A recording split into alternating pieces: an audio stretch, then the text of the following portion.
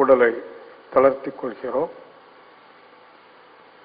மனம் அமைதியாகவே இருக்கட்டும்.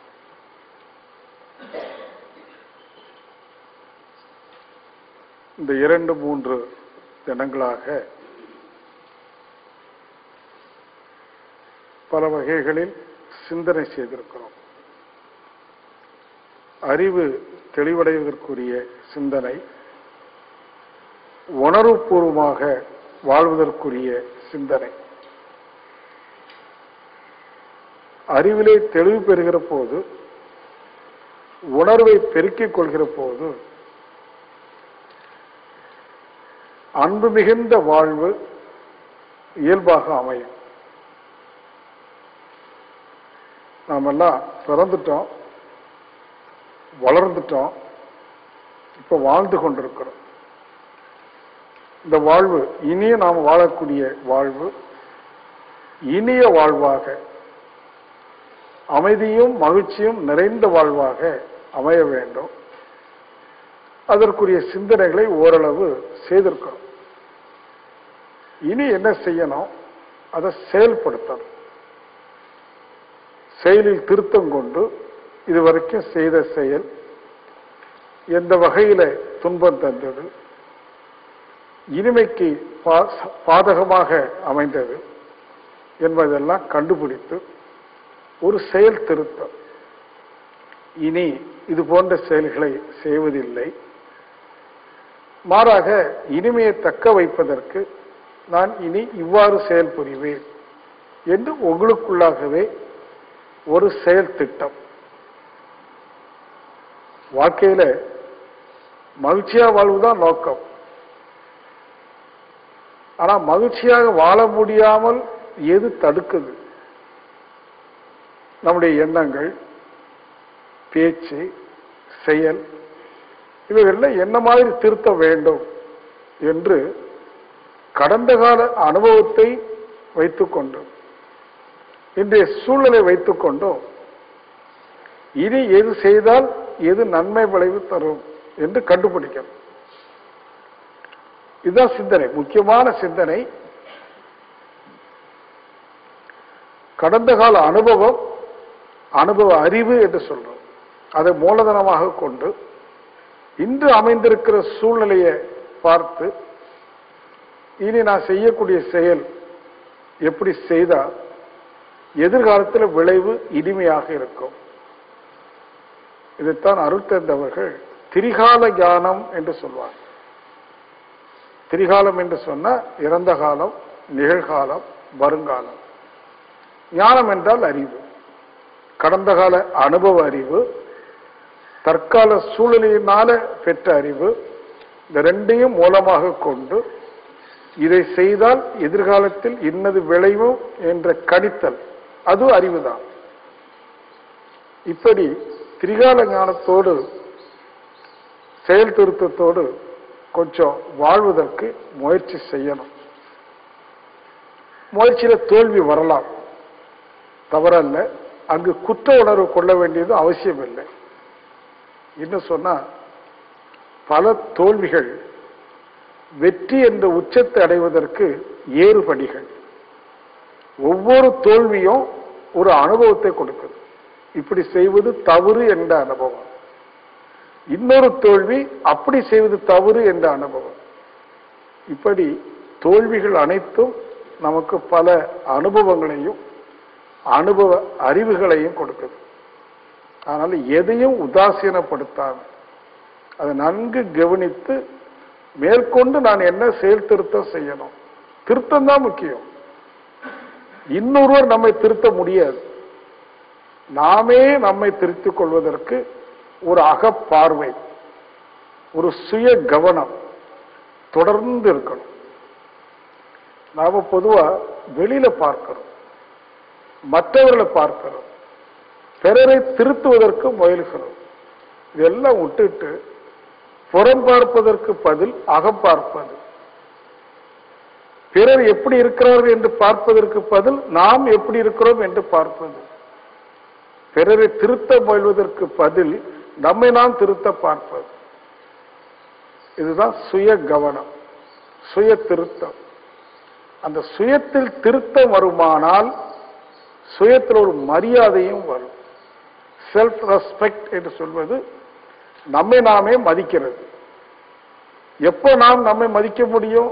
அதற்குரிய செயலை செய்கிற போது, அதற்குரிய விளைவுகளை சந்திக்கிற போது நமக்குள்ள ஒரு மரியாதை. இப்ப நாம் பிறரிடமிருந்து மரியாதை எதிர்பார்க்கிறோம், தவறு. நாமே நமக்கு மரியாதை செலுத்துகிறோமா, அதற்குரிய செயல்களை புரிகிறோமா என்று சுயமா சிந்திக்கிறோம். நாம் பிறரை கண்டு அஞ்ச வேண்டிய அவசியம் இல்லை, நம்மை கண்டு நாம் அஞ்ச வேண்டும். ஏனென்றால் நமக்குள் பல தீய பதிவுகள், விலங்கின பதிவுகள் இருக்கு. அது சூழ்நிலைக்கு ஒப்ப தூண்டப்பட்டு அது எப்போது வேண்டுமானாலும் வெளியில வரலாம். விலங்கினத்திற்காவது அந்தந்த விலங்குக்கு என்று ஒரு குறிப்பிட்ட குணம் தான் உண்டு.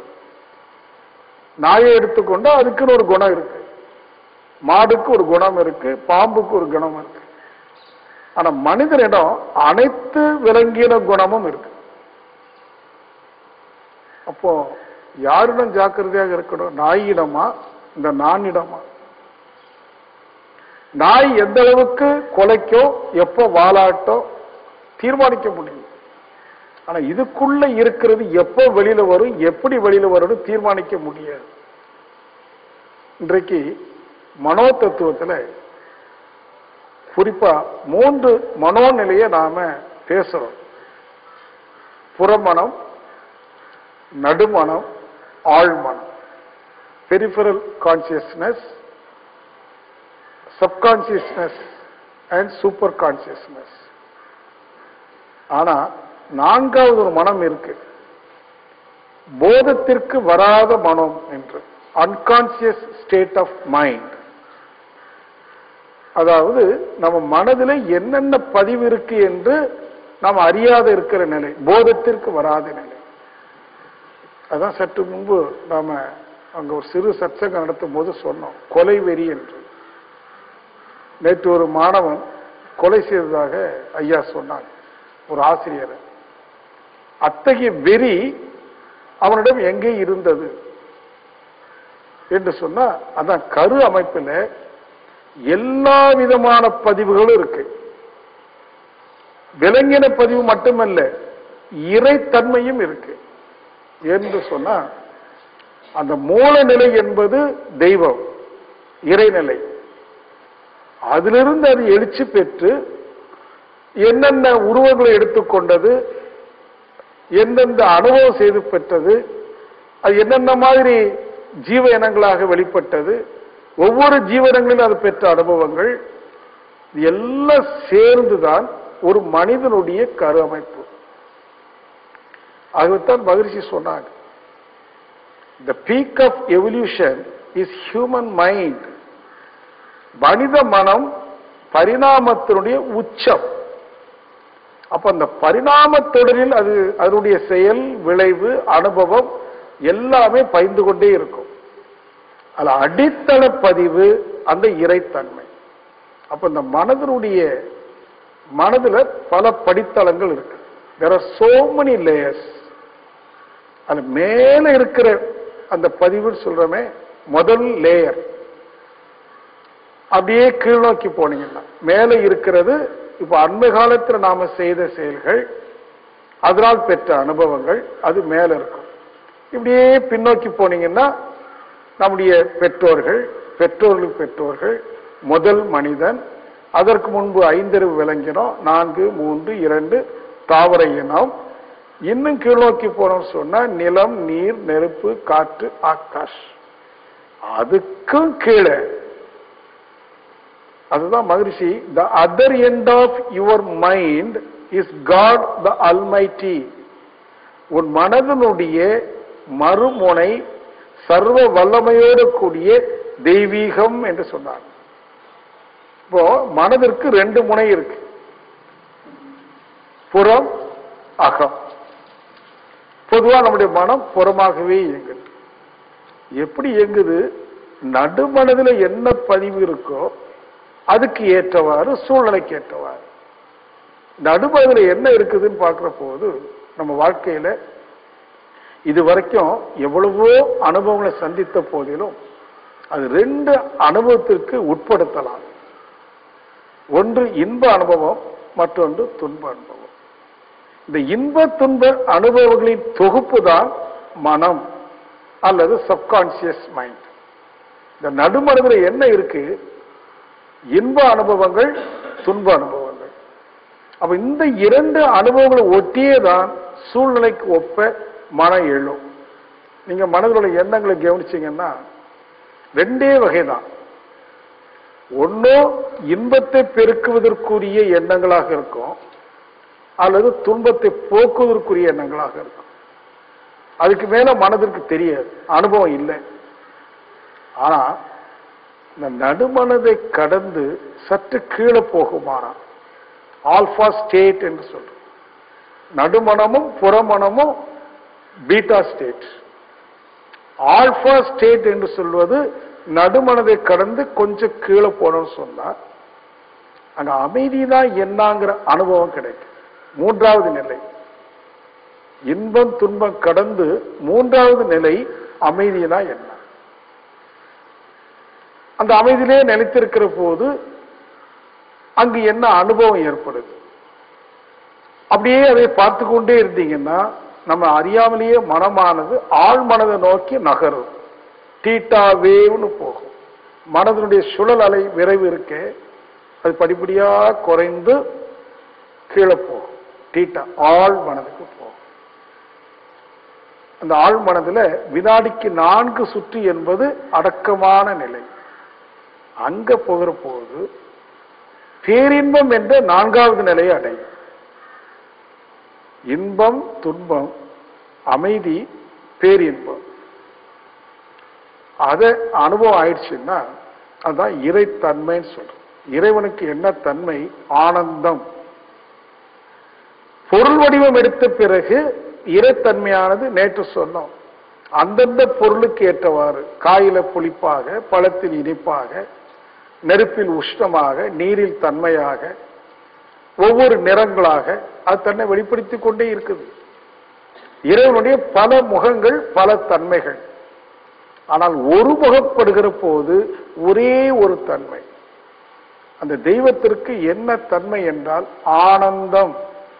நீங்க நல்ல ஞாபகத்தை வைத்துக் கொள்ளணும். தெய்வத்தினுடைய தன்மை ஆனந்தம். சிவானந்தம் என்று சொல்றோம், அருளானந்தம் என்று சொல்றோம், அறிவானந்தம் என்று சொல்றோம். அறிவு, அருள், சிவம் எல்லாம் இறைவனுக்கு கொடுக்கப்பட்ட நாமங்கள். அந்த இறைவனுடைய அகத்தன்மை என்ன? ஆனந்த சுரூபம். அதான் கிருஷ்ணன் கடைசியில குருஷேத்திரத்தில் அர்ஜுனனுக்கு ஞானோபதேசம் கொடுத்த பிறகு அவன் கடைசியில சொல்றது, ஆகவே அர்ஜுனா, இந்த நான் இருக்குதே அது வெறும் நான் அல்ல, அது ஆத்மானந்த சொரூபம் என்று சொல்றார். ஆத்மா என்றால் எல்லையற்ற, ஆனந்தம் என்றால் அதனுடைய தன்மை சொரூபம். அதனுடைய தன்மை என்னன்னா ஆத்ம ஆனந்த சொரூபம். எந்த நான்? கிருஷ்ணன் என்ற நான் அல்ல, ஒவ்வொரு நானும். ஒவ்வொரு நானும் என்று சொன்னா செல்ஃப், சுயம் என்று சொல்றோமே, ஒவ்வொரு சுயமும் அது வெறும் மனதோட கூடிய நான் அல்ல, அது ஆத்மானந்த சொரூபம் என்று சொல்றார். இப்ப நாம அந்த உணர்வு பெற தவத்தின் மூலமா எண்ணங்களை கடந்து, புலன் உணர்வுகளை கடந்து, நடுமனதை கடந்து ஆழ் மனதில் நிலை பெறுகிற போது அங்கு ஏற்படுற அனுபவம், இந்த நான் வெறும் நான் அல்ல, ஏகமாக எல்லையற்றதாக விரிந்து ஆத்ம நிலையடைந்து அங்கு ஆனந்த உணர்வு பெற்று ஆனந்தமய கோஷம் என்று சொல்வார். இந்த நானுக்கு 5 கோஷங்கள் உண்டு. நானுக்கு, அதாவது செல்ஃபுக்கு, அன்னமய கோஷம், மனோமய கோஷம், பிராணமய கோஷம், விஞ்ஞானமய கோஷம், ஆனந்தமய கோஷம். கோஷம்னா போர்வை. அந்த சுயத்தை 5 போர்வைகளால பொருத்தப்பட்டிருக்கு. நமக்கு தெரிந்தது முக்கியமா ரெண்டே ரெண்டு போர்வை, அன்னமயம் மனோமயம். அன்னம் என்றால் உணவு, உணவால் ஆன உடல், இந்த உடலை நானாக கருதுவது அன்னமயம். எண்ணங்களை அதனுடைய தொகுப்பாகிய மனதை தானாக கருதுவது மனோமயம். பிராணன் மூச்சு, மூச்சு இல்லைன்னா நான் இல்லை. ஆகவே பிராணனை தானாக கருதுவது பிராணமயம். அடுத்தது உயிர், விண். நான் உயிர் என்று நினைப்பது விஞ்ஞானமய கோஷம். ஆனா இந்த எதுவுமே எல்லாமே நானாகத்தான் இருக்கிறேன். உடலாகவும் நானாகத்தான் இருக்கிறேன், மனமாகவும் மூச்சாகவும் உயிராகவும். ஆனா அது எல்லாவற்றுக்கும் மேலாக ஆனந்தமய கோஷம்.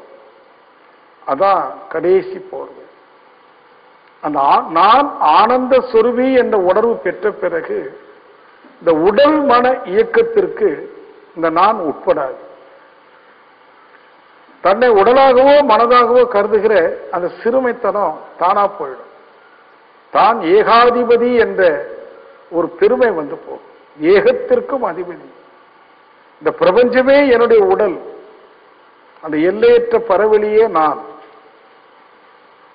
இதுதான் சிற்றியக்கத்திலிருந்து பேரியக்கத்திற்கு கடந்து செல்வது.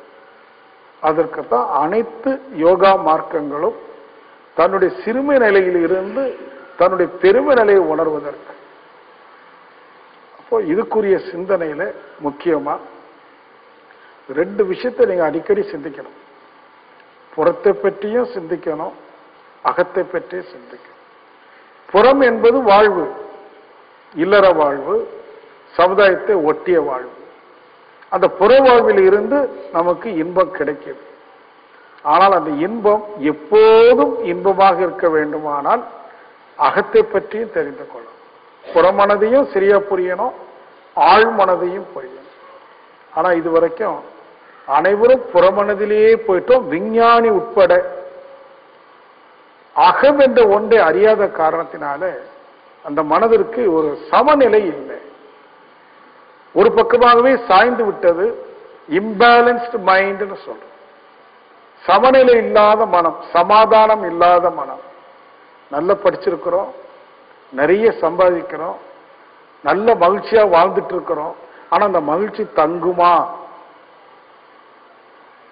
வாழ்க்கையுடைய அனுபவங்களை பார்க்கிறோம். மகிழ்ச்சி இருக்கு, சுகம் இருக்கு, துக்கமும் இருக்கு. சுக துக்கம் என்று வருகிற போது அது இம்பேலன்ஸ்டு சொல்றோம். சுகத்தை ஏற்றுக்கொள்கிற மனம் துக்கத்தை ஏற்றுக்கொள்ளல. ஏன்? Imbalanced mind. இப்ப என்ன வேணும்? புறம் நின்று பொருள் பல ஈட்டி பொருள் தொடர்பு கொண்டு நாம மகிழ்ச்சியாக இருக்கிறோம். அது பொருள் மூலமாக பெறக்கூடிய ஒரு மகிழ்ச்சி.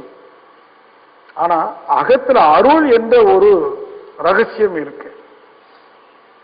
அதை உணர்ந்து கொண்டால் பேலன்ஸ்டு மைண்ட். பொருள்னா என்னன்னு தெரியும், அருள்னா என்னன்னு தெரியும். பொருளையும் அருளையும் ஈட்டி வாழ்கிற போது மன சமாதானம் அடையும். அவங்க தான் பெருமைக்குரியவர்கள். இருமை வகை தெரிந்து ஈண்டு அறம்பூண்டார் பெருமை பெருங்கிட்டு உலகு நீத்தார் பெருமை என்ற அதிகாரத்தில் வள்ளுவர் சொல்றார். இருமை வகை தெரிந்து, இருமைன்னு சொன்னா புறவாழ்வு அகவாழ்வு, புறம் சார்ந்த வாழ்வு அகம் சார்ந்த வாழ்வு. பொருளில்லார்க்கு இவ்வுலகம் இல்லை, அருளில்லார்க்கு அவ்வுலகம் இல்லை. அவ்வுலகம் என்று சொன்னா அக உலகம். இவ்வுலகம் என்றால் இந்த புற உலகம். திருமணம் செய்து இல்லறத்தில் வாழ்ந்து சமுதாயத்தில் ஒட்டி வாழ்கிறோம் பாருங்க, அதையெல்லாம் புறவாழ்வு என்று சொல்றோம், மெட்டீரியல் லைஃப்னு சொல்றோம். அகவாழ்வு என்பது ஸ்பிரிச்சுவல் லைஃப், ஸ்பிரிட். ஸ்பிரிட்னா ஆவி, சோல், ஆன்மா. ஆத்மார்த்தமாக வாழ்வது அகவாழ்வு. பொருள் நம்முடைய உடல் துன்பத்தை சமன் செய்வதற்கும் சில பல வாழ்க்கை சுகங்களை பெறுவதற்கும் பொருள் வேணும். ஆனா அந்த சுகத்தை தக்க வைத்துக் கொள்வதற்கு அறிவில தெளிவு வேணும், அதற்கு அருள் உணர்வு வேணும். அதுதான் அவர் சொல்ற வள்ளுவர். இருமை வகை தெரிந்து, அகத்தின் வகை புறத்தின் வகை தெரிந்து ஈண்டு அறம் பூண்டார். அறம் என்றால் அறவாழ்வு. யார் அதை ரெண்டையும் புரிந்து கொண்டு அறம் நின்று வாழ்கிறார்களோ அவர்கள் இந்த உலகம் பெருமையாக பேசும். அப்ப எது பெருமைன்னு புரிந்து கொள்ளும். நிறைய பணம் சம்பாதிச்சுட்டா ஒரு பெருமை வருது, பெருமை நம்ம பெருமையா பார்க்கிறாங்க. ஆனா அந்த பெருமையில ஒரு போலித்தனம் இருக்கும். உங்களை பார்த்து ஒருத்தர் மதிக்கிறாருன்னு சொன்னா நீங்க உங்களுடைய பொருளை வைத்துதான் மதிக்கிறாங்க. சைக்கிள்ல ஒரு அன்பர் வர்றாரு, அவரை செல்வின் எப்படி அழைக்கிறாரு? பெரிய கார்ல ஒருத்தர் வர்றாரு, அவரை எப்படி அழைக்கிறாரு? செல்வினா செல்வின் மட்டும் இல்லைங்க இருக்காரு, எல்லாருமே செல்வின் தான். எப்படி அழைப்பார்? உங்க வீட்டுல ஒரு திருமண விழா நல்ல கிராண்டா பண்றீங்க, உங்க பழைய நண்பர் ஒருத்தர் சைக்கிள்ல வந்து இறக்குறாரு, அவர் எப்படி கூப்பிடுவீங்க? பாப்பா போய் உட்கார், அவர் போயிடுவார். இப்போ ஒரு நண்பர் வர்றாரு, விலை கூண்ட கார்ல வர்றாரு, ஓடி போய் டோரை திறந்து வாங்க வாங்க உட்கார் சொல்றோமா இல்லையா? இதான பெருமை. இந்த பெருமையில உண்மை இருக்கா போலித்தனம் இருக்கு? ஏன்னா அந்த மனிதரை அவர் பெருமைப்படுத்தல, அவருடைய காரு, அந்த காருக்கு தான் பெருமை. உயிருக்கு பெருமை இல்லை, ஜடத்துக்கு பெருமை. இது உலகியல் வாழ்வு நாம சாதாரணமா பார்க்கிற ஒரு உண்மை. ஆனா இதுல என்ன புரிந்து கொள்ளணும்? இங்க எனக்கு இவங்க பெருமை தரல, நான் கார்ல வந்து இறக்கிறேன், அப்படிதானே? இது போலித்தனமான பெருமை. இந்த பெருமை காலங்காலமா பேச மாட்டாங்க. பாரதியார் நேற்று சொன்னோம், கிழிந்த ஆடை உண்ண உணவு இல்லை, இன்றைக்கும் பேசுறோமா இல்லையா அவருடைய பெருமையை? அவர் கார்ல வந்து இறங்கினாரா? இல்லையே. அவருக்கு எதனால பெருமை? அவர் இருமை வகை தெரிந்து ஈண்டு அறம் பூண்டார். இப்ப நாமெல்லாம் சிறுமையிலிருந்து பெருமைக்கு நம்ம உயர்த்திக் கொள்ளும், அதெல்லாம் மனித லட்சணம். அதெல்லாம் தெரியும்னா ஒன்றும் இல்லை. இப்போ 2-3 நாளாக நம்ம எதை சிந்திச்சோமோ அதை மீண்டும் மீண்டும் நீங்க சிந்திங்க. வாழ்க்கையில செயல் திருத்தம் என்று மகிழ்ச்சி சொல்லுவாங்க. இது வரைக்கும் அறியாமையில நிறைய செயல் தவறா செஞ்சிருக்கோம்.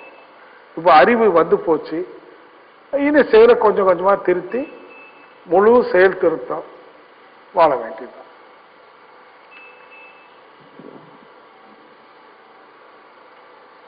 அதிகபட்சம் பேசியாச்சு நினைக்கிறேன். இந்த 3 நாட்கள்ல நாம பேசுறது பூரா கிட்டத்தட்ட மனோ தத்துவம் தான் பேசியிருக்கோம். அதாவது வாழ்க்கை தத்துவம். மனம் சரியான வாழ்க்கை சரியாகும். மனம் போல மாங்கல்யம் சொன்னோம். மாங்கல்யம் என்றால் என்ன அர்த்தம்? தாலி அல்ல, இல்லற வாழ்வு. நம்ம மனசு எப்படி இருக்கோ அது தக்கவாறு இல்வாழ்வு அமையும். அதனால மனதை பக்குவப்படுத்தணுங்கிறது தான் மன வளம்னாலே அதானே. இது மனவள கலைனா மனதை வளப்படுத்தக்கூடிய கலை. மனம்தான் எல்லாவற்றுக்கும்.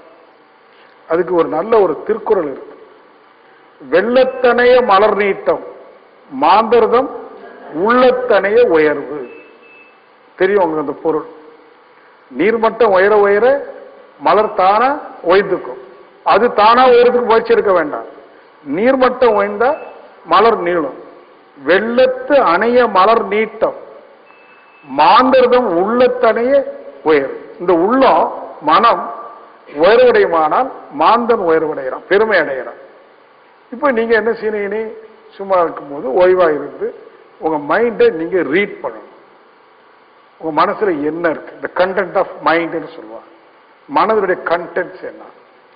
மைண்டுங்கிறது கண்டெய்னர், தாட்ஸ்ங்கிறது கண்டென்ட்ஸ். உங்களுடைய எண்ணங்களை கவனிங்க. அது இனிய விளைவை தரக்கூடிய எண்ணங்களா, தீய விளைவை தரக்கூடிய எண்ணங்களா கண்டுபிடிக்க. ரெண்டுமே இருக்கும் மனதுல, ரெண்டுமே இருக்கும். இதை கவனிக்கணும். உங்களுடைய எண்ணங்களை கவனிச்சீங்கன்னா நீங்க எந்த தன்மை உடையவர்கள் உங்க தன்மையை கண்டுபிடிச்சிடலாம். நம்முடைய தன்மையை கண்டுபிடிச்ச பிறகு என்கிட்ட இதெல்லாம் இருக்கு, இது சரியில்லை, இது சரி. சரியில்லாததை எப்படி செயலுக்கு வராம பார்க்கிறது, அதான் முக்கியம். அந்த சரியில்லாத பதிவுகளை என்ன செய்ய முடியாது, தூக்கி வெளியில எல்லாம் போட முடியாது. நம்ம ஒரு சப்ஜெக்ட் வச்சிருக்கிறோம், பாவ பதிவுகளும் போக்கு வழிகளும். எல்லா பாவ பதிவுகளும் என்ன செய்ய முடியாது, போக்க முடியாது. இப்போ உடல்ல ஒரு நோய் வருது பதிவுனால, அதை போக்கலாம். அதுக்குரிய மருந்து பத்தியம் எல்லாம் எடுத்தா பதிவு போக்கிடலாம். கோபங்கிற ஒரு பதிவு இருக்கு, போக்க முடியுமா? அது தன்மை. நான் அடிக்கடி ஒரு சிறு கதை சொல்லுவேன். ஒரு இடத்துல ஒரு குளம், தாமரை தடாகம், நிறைய தாமரை பூ பூத்து கிடக்கு. பக்கத்துல வரப்புல ரோஸ் பூத்து கிடக்கு. அதுல ஒரு ரோஜா அப்படியே எட்டி பாக்குது குளத்துல. தாமரை பூ பெருசா அழகா இருக்கு. ரோஸ் எப்படி இருக்கு? சின்னதா இருக்கு. இப்ப இந்த ரோஜா பூவுக்கு ஒரு தாழ்வு மனப்பாட்டு. இந்த தாமரை எவ்வளவு பெருசா இருக்கு, நம்ம சின்னதா இருக்குமே. நமக்கெல்லாம் அப்படி வருதா இல்லையா? பிறரோடு ஒப்பிட்டு பார்த்து நம்ம அவங்களோட கொஞ்சம் வசதி கம்மியா இருக்கிறோம், நம்மள்ட்ட கார் இல்லை அப்படின்னு நினைக்கிறோமா இல்லையா? அது மாதிரி அது நினைக்குது. நினைச்சிட்டு தாமரை பூ போல நானும் பெருசாகிடணும் அப்படின்னு அது நினைக்குது. நினைச்சு எல்லாமோ முயற்சி எடுக்குது. ஆனா என்ன ஆகும்? நிச்சயமா தாமரை பூவை மாற முடியாது. ஆனா அங்க என்ன நிகழ்ந்தது? தாமரை பூவா மாற முடியல, தோல்வி ஒண்ணும். அது மாறுவதற்கு முயற்சி எடுத்தது இல்லையா? அதனால தனது தனித்தன்மையை அது இழந்துருச்சு. Double loss. இப்ப நம்ம நிலைமை அப்படித்தான். நம்ம எல்லாரும் தாமரை அந்த ரோஸ் மாதிரி இருக்கும். ஆனா ரோஜாக்குன்னு தனி பெருமை உண்டு. Rose is a rose is a ரோஸ்ன்னு ஒரு ப்ராவர்பு சொல்லுவாங்க. ரோஜாவுக்குன்னு ஒரு தன்மை உண்டு, தாமரைக்கும் உண்டு, அரளிப்பூக்கு உண்டுமா? அரளிப்பூ வாசனையே இருக்காது. யாராவது தலையில வச்சுக்கீங்களா? வச்சுக்க மாட்டோம். ரோஸை வச்சுக்குவோம். அரளிப்பூக்கு என்ன பெருமை? பாத்தீங்கன்னா அதை தான் கோர்த்து கோயில கொண்டு சாமிக்கு போட்டுருவாங்க. அரளிப்பூக்கு என்ன உண்டு? பெருமை உண்டு. அனைத்து தோற்றங்களுக்கும் பெருமை உண்டு. இப்ப நாம என்ன முயற்சி பண்றோம்? நம்முடைய பாவப்பதிவுகள் பேசி பேசி நம்மிடம் இருக்கிற சினம் அது வேறு சில பதிவுகள் இதெல்லாம் தூக்கி வெளியில போட்டுரும் நினைக்கிறோம். ஆனா நீங்க புரிந்து கொள்ளணும், நம்முடைய தன்மையை என்ன செய்ய முடியாது? மாற்ற முடியாது. ஆனா என்ன செய்யலாம்? அந்த தன்மை செயலாக வெளிவராம இருப்பதற்கு பாதுகாக்கலாம். ஏன்டா நாய்க்குணம் இருக்கு, உங்கள்கிட்டயும் இருக்கும். இருக்க இருக்கும், எல்லாத்திட்டும் இருக்கும். நாய்க்குணம்னா என்ன? வாழம் ஆட்டம். நீங்க அதை விட்டுட்டீங்க பாருங்க, குலைக்கிறத எடுக்கிறீங்க. நாய்க்கு 2 குணம் உண்டு. வாழும் ஆட்டம், கடிச்சு வச்சு. எப்ப வாழாட்டம்? கருப்பு கட்டி போட்டீங்கன்னா. எப்ப கடிக்கும்? அதே வாழை மிதிச்சிங்க. இப்போ அதே போல மனிதன் 2 குணம் இருக்கு. அன்பு செலுத்துற குணமும் இருக்கு, கோச்சுக்கிறது இருக்கு. நீங்க எதை தூண்டுறீங்களோ அது வெளிப்படும். உங்களோட நான் எதை தூண்டுறேனோ அது வெளிப்படும். சரி, கோபம் வரக்கூடிய ஒரு தூண்டுதல் வருது, நம்ம கோபம் தான் வரும். ஆனா கோபம் வராம பாதுகாக்கும். இது பேரு செல்ஃப் அவேர்னஸ், தன் மீது உள்ள விழிப்பு. இப்போ கவனம் அடுத்தவங்க மீது அல்ல. அவரு திட்டி போடுவாரோ அடிச்சு போடுவாரோ பயப்பட வேண்டாம். நான் திட்டி போடுவானோ அடிச்சு போடுவாரோன்னு நீங்க அஞ்சணும். யார் ஒருவர் சுய கவனத்தோடு தனக்குள்ள இருக்கிற விலங்கின குணம் வெளிவராம பாதுகாக்கிறாங்களோ அவங்க கொஞ்சம் கொஞ்சமா மேலலைக்கு போவாங்க. இதான் விழிப்பு. சான்ஸ்கிரிட்ல என்ன சொல்லுவாங்க? ஜாக்கிரதா அவஸ்தை. தமிழ்ல விழிப்பு நிலை, ஆங்கிலத்தில் அவேர்னஸ். சான்ஸ்கிரிட்ல ரொம்ப அழகா போடுறான். இந்த 2 வார்த்தையை விட சமஸ்கிருதத்தில் அருமையா போடுறான். ஜாக்கிரதா அவஸ்தை. ஜாக்கிரதையா இருக்கிறது கஷ்டம். சொல்லிட்டோம் எல்லாம் ஜாக்கிரதையா இருப்பாரு, அம்மா சொல்லிவிடுவாங்க. சரின்னுட்டு போகும், அது ஜாக்கிரதையா இருக்காது. ஏன்னா ஜாக்கிரதையா இருக்க முடியாது. அதனால சான்ஸ்கிரிட் என்ன சொன்னாங்க? அவேர்னஸுக்கு ஜாக்கிரதா அவஸ்தை. அவஸ்தைன்னா என்ன? கஷ்டம். அது எப்படி புரிஞ்சுக்கலாம்? நான் அடிக்கடி ஒரு உதாரணம் உங்களுக்கு சொல்லுவேன். அந்த சர்க்கஸ்ல மேல 20 அடி உயரத்தில் ஒரு கம்பி கட்டி இருக்கு. அதுல ஒரு பொண்ணு என்ன செய்யுது? நடந்து போகுது, சைக்கிள் ஓட்டுது. கவனிச்சிருக்கீங்களா? அவங்களுடைய அவஸ்தை என்னன்னு தெரியுமா உங்களுக்கு? கரணம் தப்பினால் மரணம், அதான் அவஸ்தை. ஆனா அந்த கரணம் தப்பாம பேலன்ஸ் பண்ணிக்குவாங்க. கையில ஒரு களி வச்சுட்டு உடம்பு இங்க போனா களி அங்க போகும், உடம்பு இங்க போனா களி இங்க போகும். அப்படியே பேலன்ஸ் பண்ணிட்டே போடுவாங்க. ரொம்ப ஜாக்கிரதையா. அவஸ்தை. ஆனா அவஸ்தை இல்லே நினைச்சிட்டா போதும், கீழே விழுந்து. அவஸ்தை இல்லே நினைச்சா போறது மட்டுமல்ல, சர்க்கஸ் பார்க்கறவங்க விசில் அடிப்பாங்க, அப்போவா நடந்து போகுதா விசில் அடிப்பாங்க, கை தட்டுவாங்க. அது அந்த பொண்ணு என்ன செய்யாது, காதுல வாங்கிக்கவே செய்யாது. காதுல வாங்கி ஆஹா நான் நடக்கிறத பார்த்து கை தட்டுறாங்கன்னு நினைச்சா போதும், இம்பேலன்ஸ்ட் ஆயிடும். நான் அடிக்கடி நம்ம மண்டபங்களை சொல்லுவேன், சுரேஷ்குமார குழியில தள்ளணுமா, வேற ஒண்ணும் செய்ய வேண்டாம், சுரேஷ்குமார் மாதிரி பேச்சாளர் உலகத்தில் இல்லைன்னு பாராட்டிட்டீங்கன்னா போதும், அடுத்த நிமிஷம் குழியில விழுந்துருவாரு. அப்படித்தானே? அப்ப நீங்க ஜாக்கிரதையா இருக்கணும். பாராட்டுவாங்க, அந்த பாராட்ட காது கொடுத்து கேட்கக்கூடாது. இன்னைக்கு நந்தியூர் சொல்லும்போது என்ன பாராட்டுவாங்க, மரபு மரபு தானே.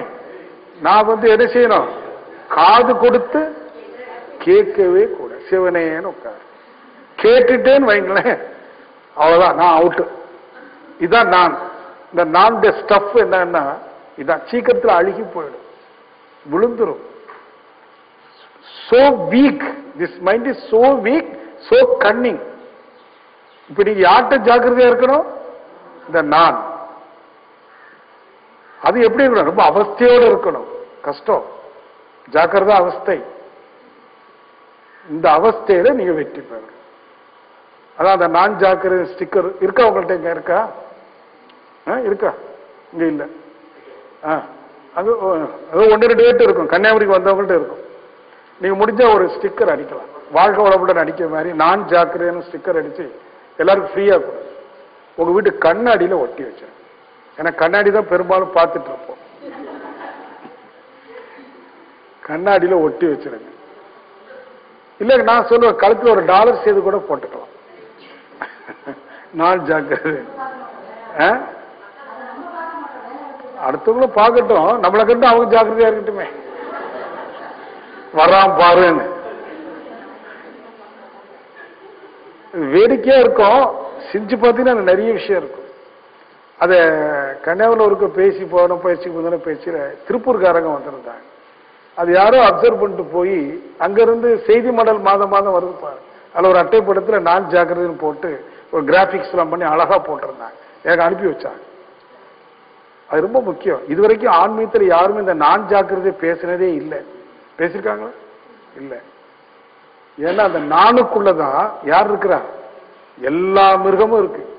சில பாம்பு மாதிரி சீரும், மாடு மாதிரி முட்டும், நாய் மாதிரி குலைக்கும், நாய் மாதிரி வாழையை ஆட்டிக்கும், அப்படிதான் வானான மாதிரி தலையை நீட்டும், நரி வேலை செய்யும். செய்தா உங்களுக்குள்ள செய்திருக்கா? பார்த்திருக்கீங்களா? பார்க்கலன்னா நீங்க அறிவாளி இல்லை, ஆனா எல்லாரும் பார்த்திருக்கீங்க. இதெல்லாம் எப்ப வேணாலும் தயாரா இருக்குது, கடிச்சு கொதறுது. இப்ப நீங்க ரொம்ப ஜாக்கிரதை இருந்தீங்கன்னா அந்த மைண்ட் பேலன்ஸ் ஆகும். மைண்ட் பேலன்ஸ் ஆக இதெல்லாம் கடந்து உங்களுக்கு கீழே யார் இருக்கிறா? the other end of your mind யார் இருக்கிறா? சிவம் இருக்கு. அதை போய் நீங்க பார்த்து மெர்ஜ் ஆயிட்டீங்கன்னா இந்த மிருகங்கள்லாம் ஃபீஸ் ஆயிடும். இந்த பதிவு என்ன ஆயிடும்? தானா ஃபீஸ் ஆயிடும். நீங்க அழிக்க வேண்டாம். எப்படி சூரியனை கண்டால் பனித்துளி தானா எவாபரேட் ஆகுதோ அதே போல அந்த அக ஒளி என்று சொல்லக்கூடிய பிரம்மத்தை உணர்ந்து கொண்டால் இந்த விலங்கின பதிவுகள் தானா போயிடும். அப்புறம் உங்களால நிச்சயமா குறைக்கவே முடியாது, யாரையும் வெறுக்க முடியாது, ஒதுக்க முடியாது. அதான் சிவ உணர்வு. சாமி சொன்னாங்களே, அறிந்தது சிவம் மலர்ந்தது. அதோட முடிஞ்சு போச்சு. நம்முடைய இயக்கம் கிட்டத்தட்ட இறந்த நிலை தான். ஒரு சித்தர் பாடுற இல்லையா, செத்தாரை போல் திருவிதி இனி எக்காலம்னு பாடுறாரு. கேள்விப்பட்டீங்களா? செத்தவன் எப்படி திரிவான்? போனம் தெரியுமா? ஒருவே அந்த போனம் எஞ்சி நடக்குன்னு வச்சுக்கோமே, அது ஒண்ணுமே தெரியாம நடக்கும். எதை பத்தியும் கவலை இல்லை. யாராவது திட்டுனான்னு வச்சுக்கோங்களேன், அது காது கேட்காது. போனோம் நடக்கும், ஆனா போனோம். அதே மாதிரி கிட்டத்தட்ட உணர்ச்சிகளை கடந்த உணர்ச்சி அற்ற செத்தாரை போல் திரிவது நீ எக்காலம்னு கேட்கிறாரு. இந்த நிலை அடைந்த பிறகு கிட்டத்தட்ட சூடு சோர்ணம் எல்லாம் போயிடும். அர்த்தம் நீங்க எதையுமே என்ன பண்ணிக்க மாட்டீங்க, பெருசுபடுத்த மாட்டீங்க. அப்படின்னு சொன்னா உங்களுக்கு ஆர்வம் குறைஞ்சிரும். ஆனா அது வேற ஸ்டேட். அந்த ஸ்டேட்டை நீங்க அட்டைன் பண்ண பிறகு அது உங்களுக்குள்ள ஏதோ ஒன்று நிகழ்த்துக்கிட்டே இருக்கும். அந்த அளவுக்கு நம்ம பெருசா கற்பனை பண்ண வேண்டாம். குறைந்தபட்சம் திருப்பி திருப்பி சொல்றது, நம்ம வீட்டில் கணவன் மனைவி உறவு, பெற்றோர்கள் குழந்தைகள் உறவு, அந்த சிறு குடும்பத்துக்குள்ள நாம ஒரு நிறைவு சமாதானம் முதல்ல அடைவோம். அடைஞ்ச பிறகு அடுத்து பாருங்க, அதுக்குரிய முயற்சியாவது நீங்க எடுக்கணும். டை பிஃபோர் டெத் அப்படின்னு ஒரு புக் இருக்கு, பை ஓஷோ. முடிஞ்சா வாங்கி படி. Tie before death. அது இஸ்லாம்லயும் இருக்கு.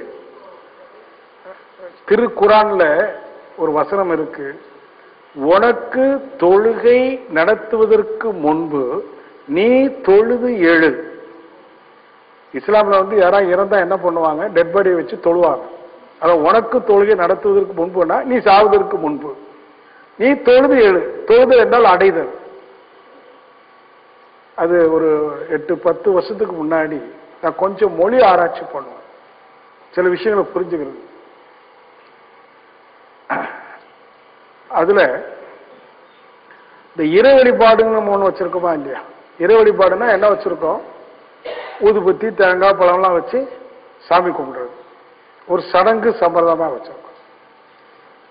ஆனா இறை வழிபாடு என்பது எது சரியான இறை வழிபாடுன்னா, எந்த முறையின் மூலமாக இறைவனோடு ஐக்கியமாக முடியுமோ அந்த முறைக்கு தான் இறை வழிபாடுன்னு பேர். இதை அறிந்த நபிகள் தொழுகைன்னு ஒண்ணு வச்சாங்க. இந்த தொழுகைன்னு சொல்லுல ஒரு அர்த்தம் அடங்கி இருக்கு. இந்த மாடு கட்டுற இடத்துக்கு என்னன்னு பேருங்க, தொழுவம். தொழுன்னு கூட சுருக்கி சொல்லுவோம். அதாவது மாடுனுடைய வீடு தொழுவம். அப்ப தொழுன்னு சொல்லக்கூடிய வார்த்தையில வீடுன்னு ஒரு அர்த்தம் தொக்கி நிக்குதா இல்லையா? அது வள்ளுவர் சொல்றாரு, வீடு பேருன்னு சொல்றாரு. அப்போ தொழுதல் என்ற வினை என்ன ஆகணும், இறைவனோடு ஐக்கியமாகிற வினையாக மாறணும். அப்ப நீ செய்யக்கூடிய தொழுகை உன்னை இறைவனோடு ஐக்கியப்படுத்தக்கூடிய வகையில் அமைந்தால் அது இறை வழிபாடு. இது எதுக்காக சொல்ல வந்தோம்? விட்டு போச்சு. அந்த அம்மா கேட்ட அதான் மரணம். அப்போ நாம மரணம் அடைவதற்கு முன்பாக தொழுதால், தொழுதால் என்ன அர்த்தம், அடைந்தால். தொழுதால் என்றால் வீடு பேர் அடைந்தால், இறைநிலை உணர்ந்தால் என்ன அர்த்தம், மரணம் இல்லைன்னு அர்த்தம். உனக்கு தொழுகை நடப்பதற்கு முன்பு நீ தொழுது எழுந்தால் உனக்காக யாரும் தொழுகை செய்ய வேண்டிய அவசியம் இல்லை. அதாவது மரணம் என்றால் இந்த உடலை விட்டு உயிர் பிரிகிற மரணம். அந்த மரணம் நிகழ்வதற்கு முன்பு நீ இறந்து விட்டால் என்றால், உன்னுடைய நான் அழிந்து விட்டால் உனக்கு மரணம் இல்லை. ஏன்னா வாழ்வது இந்த நான்கிற எண்ணம் தானே. அது மாய்ந்து விட்டதானால் உண்மையில் வாழ்ந்து கொண்டிருக்கிற ஆன்மாவிற்கு பிறப்பும் இறப்பும் கிடையாது. அது நித்திய புருஷன். அது உபனிஷத்துல இருக்கு. ஆத்மா பிறப்பதும் இல்லை இறப்பதும் இல்லை. ஆத்மா எப்போதும் இருப்பது. It is eternal supreme being சொல்லுவாங்க. பீயிங் என்று சொன்னா என்ன அர்த்தம், எப்போதும். Eternal, supreme. எட்டர்னா எல்லையற்ற, சுப்ரீம்னா மிக உயர்ந்த, எப்போதும் இருக்கிற. ஜீசஸ் அதை என்ன சொல்லுவாருன்னா நித்திய புருஷன் சொல்லுவார். இந்த புருஷன் இருக்க ஆன்மா நித்திய புருஷன். அப்போ நீங்க சொன்ன மாதிரி சாதிக்கு முன்னாடி என்ன செய்யணும், நீங்கெல்லாம் சேர்த்துடணும். ஆமா ஆமா, மரண அனுபவம். அவருக்கு வந்த அனுபவம் வேற. அந்த மரண அனுபவம் நாம எடுத்துக்க முடியாது. அது ஒரு ஆக்சிடென்ட். ஆக்சிடென்ட்னா ஆக்சிடென்ட், நாம அதை கொண்டு வர முடியாது. ஆக்சிடென்ட் ஆக்சிடென்டா தான் நடக்கும். இன்சிடென்ட் வேற, ஆக்சிடென்ட் வேற. இப்ப நாம சாகணும்னு சொன்னா என்ன அர்த்தம், நேற்று என்ன பேசணும், இந்த நான் எனது என்பதை எப்படி மாய்ப்பது அப்படிங்கும் போது எனது என்று எதுவும் இல்லை என்று புரிஞ்சுக்கிட்டாலே போதும். ஆனா நிறைய இருக்கு. இந்த சட்டை யாருது, என்னது தானே. ஆனா அவளுக்கு காய போடுறேன், யாரோ தூக்கி போயிட்டா அவனதான் மாறிடும். இப்ப என்னது, அவனதான் அவனது. அடிக்கடி சொல்லுவேன், ஒரு ஆப்பிள் பழம் காசு கொடுத்து வாங்கி வச்சிருக்கிறேன், 10 ரூபா கொடுத்து. யாருது, ஏன் பணம், நான் வாங்கியிருக்கிறேன். இந்த பழம் யாருது? என்னுடையது. நான் பேசிட்டே இருக்கிறேன். எனக்கு தெரியாம பின்னாடி நாராயணன் வந்தாரு, தூக்கிட்டு போயிட்டாரு. அவர் சாப்பிட்டாரு. இப்ப அந்த பழம் யாரோட 2.5 கலந்து போச்சு? அவர் நாராயணனோட. இப்ப இந்த பழம் யாருடையது? நான் என்னுடையது சொல்ல முடியாது. அப்ப எது என்னுடையது என்று சிந்தித்தால், எந்த ஒன்று எனது ஊனோடும் உயிரோடும் 2.5 கலந்து நிற்கிறதோ அது மட்டுமே என்னுடைய. இப்ப நான் போட்டுட்டு இருக்கிறதால ஏன் சட்டைன்னு சொல்றேன். அவுழ்த்துட்டா இல்ல. பேங்க்ல 10 லட்சம் ரூபாய் எப்படி இருக்குன்னு சொல்றேன். அந்த பேங்கே எரிஞ்சு போச்சு, அதில் நஷ்டம் ஆகி போச்சு, திவால் ஆகி போச்சு, வியாபாரமும் போச்சு. அப்ப எதுவும் நமது அல்ல. வச்சிருக்கிறோம். we are enjoying. இந்த சட்டையை போட்டு நான் என்ஜாய் பண்றேன். அதான் சொல்றாங்க, உனக்கு அனுபவத்திற்கு மட்டுமே உரிமை உண்டு, உரிமை பாராட்டுவதற்கு உரிமை இல்லைங்கிறார். உங்க கணவன் மனைவியை ஒருத்தருக்கு ஒருத்தர் அனுபவிச்சுக்கலாம், அதுக்கு லைசன்ஸ் கொடுத்தாச்சு, உரிமை இருக்கு. ஆனா என் மனைவி என் கணவன் என்று அதிகாரம் செலுத்துவதற்கு உரிமை இல்லை. இந்த வசனத்தை நீங்க மறக்கவே செய்யாது. நான் அடிக்கடி நினைவு கூறுவேன். என் மனைவி என்று என் மனைவி மீது அதிகாரம் செலுத்துவதற்கு உரிமை இல்லை, என் மனைவி என்று உரிமை பாராட்டுவதற்கு அதிகாரமும் இல்லைன்னு சொல்ற. 2. அத கிருஷ்ணன் அர்ஜுனன் சொல்றாங்க,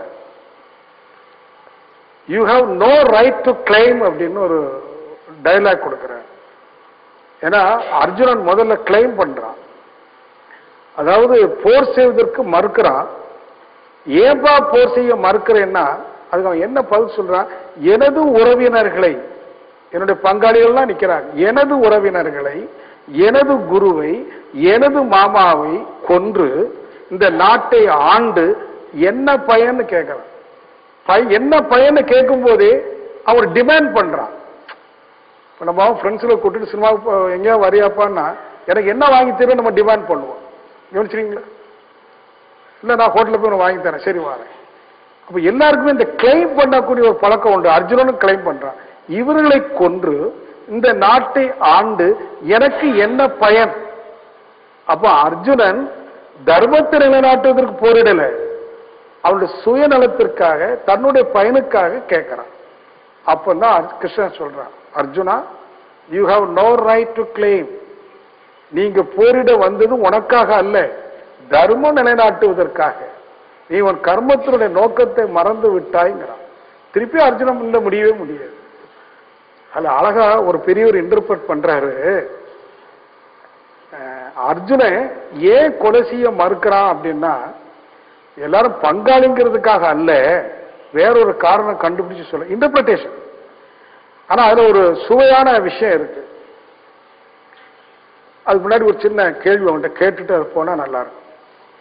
இப்போ தம்பி இருக்கிறாரு, கோயம்புத்தூர்ல நல்ல வியாபாரம் செய்து நல்ல காசு சம்பாதிக்கிறார். இவருக்கு சொந்த ஒரு பக்கத்துல ஒரு கிராமம்னு வச்சுக்கோமே. பொதுவா கொஞ்சம் கையில 4 காசு வந்தா உங்க கிராமத்துல ஒரு நல்ல வீடு கட்டுவீங்களா, இங்க சிட்டிலேயே வாங்கிக்கலாம்? பொதுவாக இப்ப எல்லாரும் சிட்டில தான் வாங்குறோம். ஆனா கொஞ்சம் ஆழமா சிந்திச்சு சொல்லும். ஏன்னா பதில டகார்னு சொல்லிடாது, கொஞ்சம் ஆழமா. கிராமத்துல சொந்தக்காரங்கள்லாம் இருக்காங்க, இங்க யாரும் இல்லை, எங்க வாங்குவீங்க? ஏன் கிராமத்துல வாங்குவீங்க? கேட்கல. சொந்தக்காரங்களாம் வருவாங்க, அவங்கள பாராட்டுவாங்க, அவங்கள அவங்கள பார்த்து பொறாமப்படணுங்கிறதுக்காக. கொஞ்ச நாள் கேள்வி உங்களுக்கு உள்ள போங்க.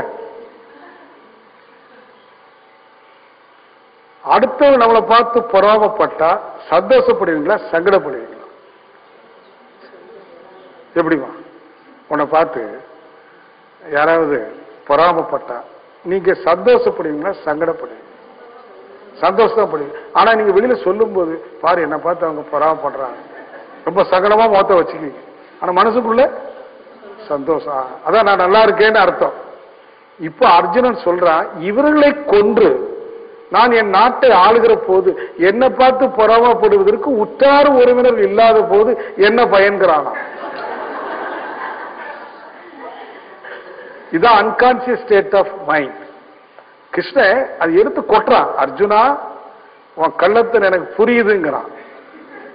கிருஷ்ணன் பெரிய கள்ளன். அவன் அர்ஜுனனை பார்த்து ஓஹோ இவங்களெல்லாம் கொன்னு எனக்கு புரியுது புரியுது, நீ ஏன் மறுக்கிறேன்னு. ஆனா அர்ஜுனனுக்கு புரியல. அத அந்த ஓஷோன்னு சொல்லக்கூடியவர் அதை அப்படி இன்டர்பிரேட் பண்ணி சொல்றாரு. இது எதுக்கு சொல்ல வர்றாருன்னா, அர்ஜுனனை விட்டுருங்க, ராதாகிருஷ்ணனுக்கும் செல்வியனுக்கும் அவருக்கும் இவருக்கு என்ன மனசுன்னு அவர் என்ன செய்யறாரு, உரிச்சு காட்டுறாரு. இப்போ உங்க மனசுக்குள்ள பாரு, பொறாமை சங்கடத்தை தருதா மகிழ்ச்சியை தருதா? மகிழ்ச்சியை தருது. அது நல்ல மகிழ்ச்சி தானா? அடுத்தவங்களை பொறாமப்பட வச்சு மகிழ்ற குணம் என்ன குணம்? இது அர்ஜுனன் எடுக்கிறான். அதான் கிருஷ்ணன் சொன்னான், you have no right to claim. உனக்கு கர்மம் செய்ய உரிமை உண்டு, அறுவடையில் இல்லைங்கிறார். அது இயேசு சொல்றார். கிருஷ்ணன் சொன்னது மாதிரி இயேசு சொல்றார், உனக்கு விதைப்பதற்கு உரிமை உண்டு, அறுவடையில் இல்லைங்கிறார். உனக்கு இவன் என் மனைவி என்று சொல்லதுக்கு உரிமை இருக்கு, ஆனா என் மனைவி என்று அதிகாரம் செலுத்துவதற்கு உரிமை இல்லை. இப்ப இதை நீங்க புரிஞ்சுக்கிட்டீங்கன்னா உங்க வீட்டுக்குள்ள நீங்க போங்க, ஏதாவது நடக்கும், நீங்க அங்க இதை ஞாபகப்படுத்துங்க, எனக்கு இது உரிமை இல்லை. அவர் ஸ்மோக் பண்ணிட்டு வர்றாரு, அவரு ஸ்மோக் பண்றாரு, that is his own freedom. Smoke பண்றது யாருக்கு ஃப்ரீடம்? அவருக்கு ஃப்ரீடம். மனைவி நீ ஸ்மோக் பண்ணாதேங்கிறா, கேட்டா எனக்கு உரிமை இருக்கு, நான் உங்களுடைய மனைவி, நான் உங்களுடைய மனைவியை இவங்களே சொல்லி ஆகவே எனக்கு உரிமை இருக்குங்கிறாங்க. ஆனா கிருஷ்ணன் சொல்றான், உனக்கு உரிமை இல்லை, நீ அவனுடைய மனைவி அல்ல. மனைவிங்கிறது திருமணம் செய்து கொண்டதுனால அந்த உறவுக்கு ஒரு நாமம் சூட்டுறாங்க. சகோதரன் சகோதரி சொல்லுவது போல இவன் யாருன்னா சகோதரன் சொல்லணும், கருத்து பரிமாற்றத்திற்காக. அதுக்காக தான் அவன் கணவனை தவிர என் கணவன் என்று you have no right to possess அப்படிங்கிற, இது என்னுடையவன் என்னுடையவள் என்னுடையது என்று சொல்வதற்கு உரிமை இல்லை. உரிமை இல்லைன்னு நீங்க புரிஞ்சுக்கிட்டே வாங்க, கொஞ்சம் கொஞ்சம் அந்த எனது என்ன ஆகும், இல்லாம போகும். எனதுகளே இல்லைன்னு சொன்னா நீங்க அன்னைக்கு பாருங்க, இந்த நானும் இல்லாம போயிடும். இந்த நான் என்ற ஒன்ற ஒரு மாயை நீங்க நேரடியா கொள்ள வேண்டாம், அது தானா மாயும். ஆனா என்ன செய்யணும், எனதுகள் என்று எதுவும் இல்லை எங்க, அதுக்கு வேண்டிய எல்லாத்தையும் தூர போட்டு அர்த்தம் இல்லை, எல்லாம் வச்சுக்கிடுங்க. மனசுல ஒரு எண்ணம் இருக்கு பாருங்க, அதை மட்டும் விட்டுறணும், இது எனது அல்ல, வெளியில சொல்ல வேண்டியது இல்லை. நீங்க வெளியில சொல்லவோ தூக்கி போடவோ தேவையில்லை. உங்க மனசை பக்குவப்படுத்தி எனது என்று எதுவும் இல்லை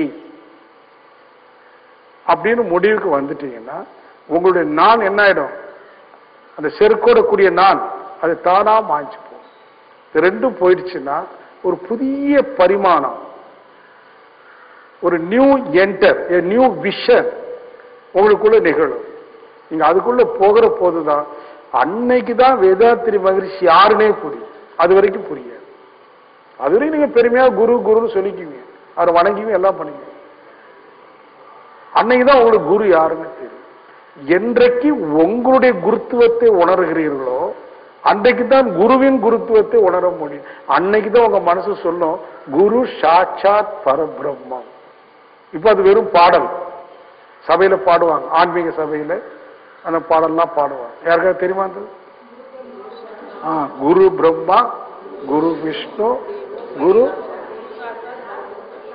குரு சாட்சாத் பரபிரம்மம். அது பாடல், பாராயணம் செய்து பாடுறது. ஜனகணமன பாடுவோம் பாருங்க, சொரிஞ்சுக்கிட்டே. ஏன் அதை சொரிஞ்சுக்கிட்டேன்னு சொல்றேன், அவனு தேசபக்தி எல்லாம் கிடையாது, கூட்டத்தோட கோவிந்தா பாராயணம் பண்ணிட்டு பாடுறது அல்ல. அந்த உணர்வு தட்டும் போதுதான் தேங்கப்பா குரு சாட்சாத் பரபிரம்மம், என் குருத்துவத்தை காட்டின குரு இல்லையா, அவர் கையெடுத்து அன்னை கும்பிடுறதுக்கு பாருங்க, அதுதான் பக்தி. அன்னைக்குதான் உங்க கண்ணில் கண்ணீரே வரும். நான் அப்படி சத்தம் போட்டிருக்கேன், ஓஷோ புக்கு படிக்கும்போது கடையில் உட்கார்ந்துட்டு மை கார்டன் இருக்கேன். எங்க பையன் ஓடி, சார் என்ன ஆச்சுன்னா, என்ன ஆச்சா ஓசிக்க. அந்த அளவுக்கு வேதாத்திரி மகர்ஷி மட்டும் குரு நல்ல அர்த்தம்.